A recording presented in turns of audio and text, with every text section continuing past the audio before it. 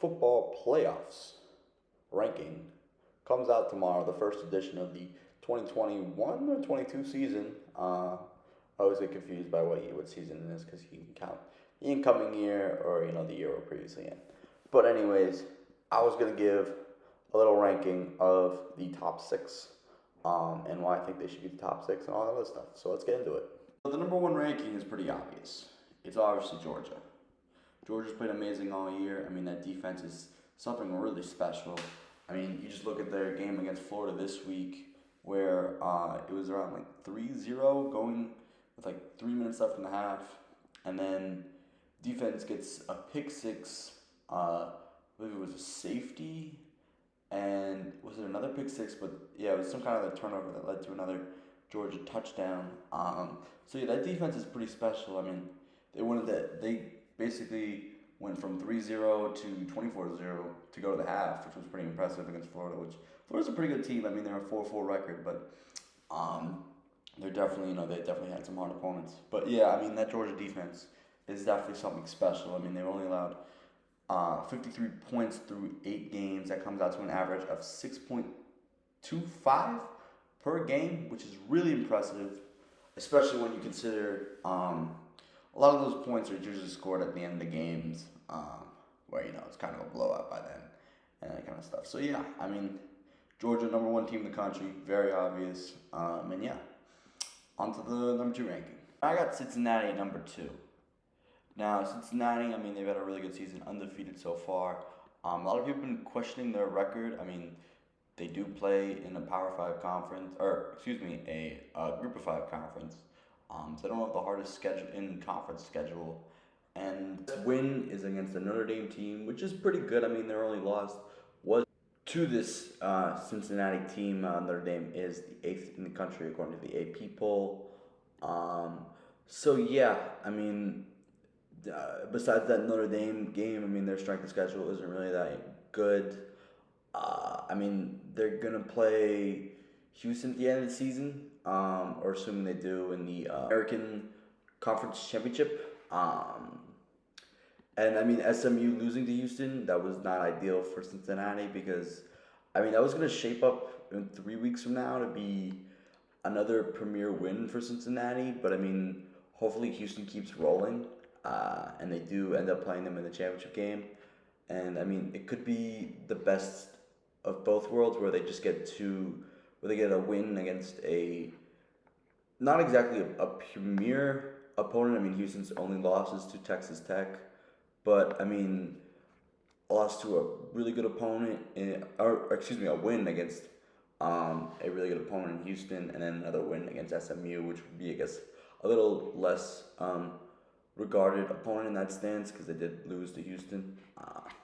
But yeah, the only reason I didn't put Oklahoma here was just because they've looked really shaky all year. They're undefeated, but I mean, they could have lost to Tulane. They could have lost to Kansas State. They could have lost to Kansas. I mean, Kansas was up at halftime, and Kansas is in the bottom like 10 in all those articles I read. So yeah, that's why I had Cincinnati here over Oklahoma. I have Oklahoma at 3. I mean, I pretty much explained this in the last segment, but I mean, yeah, they're undefeated, but they've had a lot of shaky wins. Tulane, as I said, was a 1-point game going into like the last minute or whatever. I mean, Tulane had a chance to win the game, and they're like 1-6, something like that. Kansas, they were leading at halftime, as I said, and then the previous segment. But yeah, I mean, they've had shaky wins all year. I mean, they did switch from Spencer Rattler to Caleb Williams at QB. That kind of helped a lot. And they looked really good against Texas Tech this week. And yeah, but it's just that there was just way too much in the early season where they just did not look good. And that's why I have them at 3 instead of 2. And for that 4th spot, I'm going to go with a little bit of a shock here. I'm going to put Michigan State here. Fresh off their win against Michigan, I have them jumping to the 4th spot. I debated putting Bama here, but I just really like the way they played yesterday. Michigan State played yesterday against Michigan. I would have had Michigan here in this spot. I think that Kenneth Walker is really good. I mean, looking like a Heisman candidate with every game that goes on. Looking like he might take home the Heisman. And that's why I kind of had Michigan State here. This was a real toss-up between Michigan State, Bama, and Ohio State. But I'm going to go with the team that's undefeated, and that's Michigan State. Even though their schedule, besides Michigan and Miami, I mean, they beat Pitt this week. But I mean, the schedule's looking really bad. But I did put Michigan State here. I have Alabama at 5. I was really debating again to put Ohio State here, but I mean, Alabama's strength of schedule just looked a lot better.